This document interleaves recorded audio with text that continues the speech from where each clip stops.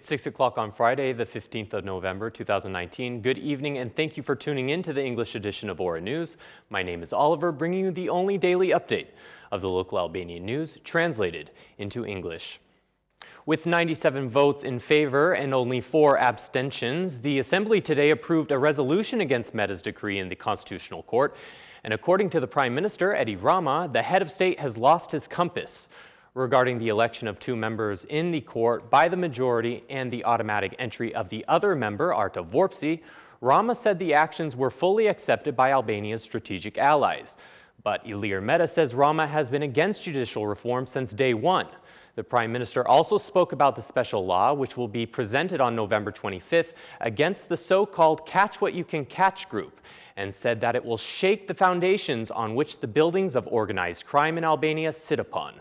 The resolution will be attached to the report of the Inquiry Commission, which was set up months ago to remove the president after the latter canceled the June 30th election and decreed a new date. The situation created by the Constitutional Court has drawn international backlash. According to Italian Ambassador Alberto Curtillo, the solution to the clash between the president and the magistrate is the Venice Commission, a formula that was used in the reviewing of the decree to abolish the June 30th voting. However, Curtillo underlines that the importance of also constituting the court. It should be operational as soon as possible and based on law and procedures. There is a debate on competencies, but they must work together for a solution that is welcomed. Ask the Venice Commission for an opinion. I believe it's important to settle one's doubts about this court. It can be done very quickly, and it's important for people to rest assured. This is a personal suggestion. The Italian ambassador's reaction came at a time when Parliament was discussing a majority resolution against the head of state. Through this initiative, the Socialist Party demanded that the decree appointing Marcita Giafellari to the Constitutional Court become part of the Inquiry Commission. The Italian anti-mafia prosecutor Federico Cafiero de Rajo has given a strong message in the fight against criminal organizations in Albania, which according to him are collaborating with the Italian 'Ndrangheta in the trafficking of cocaine. Although he praised the battle against cannabis, he had emphasized that the influence of some Albanian groups has already reached some European ports.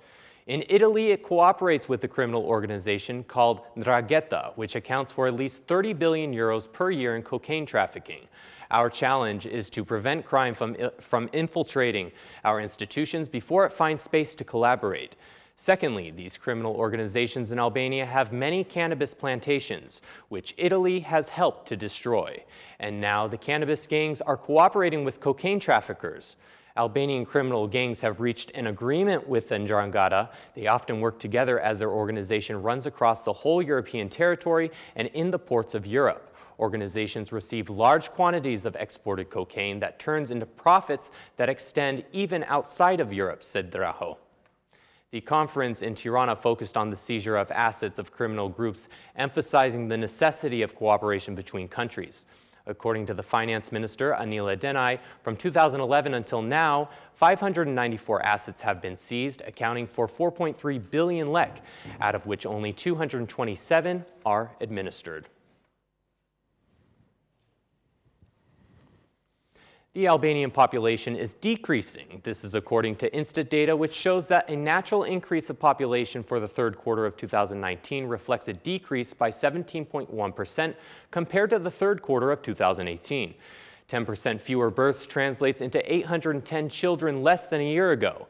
During the period of July to September of this year, the natural population surplus recorded the highest value in the district of Tirana.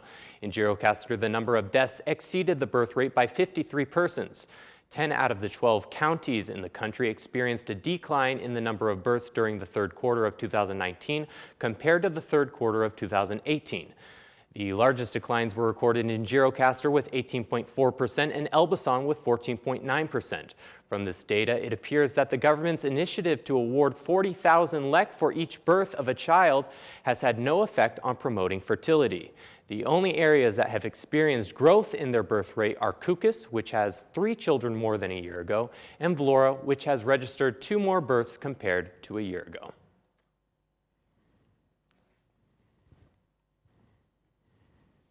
At the Regional Forum on Gender Equality organized in Tirana, the national coordinator of the Equality and Decision-Making Network, Edlira Chepani, has demanded a focus of attention on the gender gap to ensure equal rights.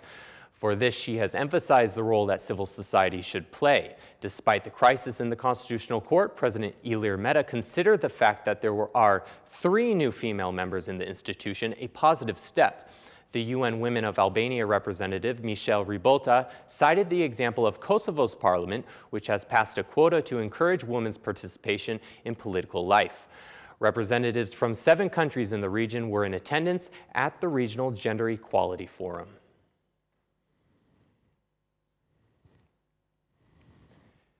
Greece is coming out in support of Tirana and Skopje's ambitions for EU accession negotiations. Greek Prime Minister Kyriakos Mitsotakis says that in spite of reservations, the door for their 2 Balkan neighbors will remain open on the condition that each country continues to proceed with reforms.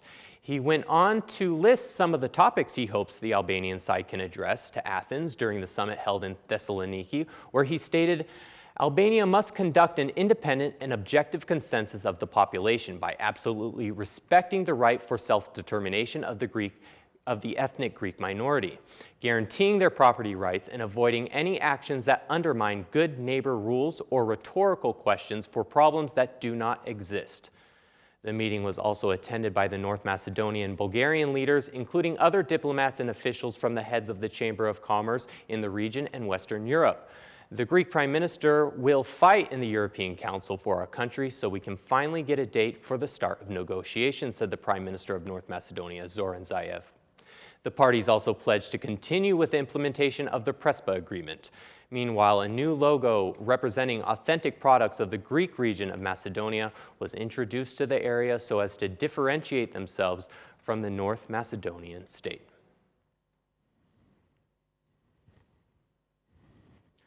The Lezhë municipality has begun implementing new measures that are being considered too extreme by many, of blocking the bank accounts of businesses that have not paid their local taxes.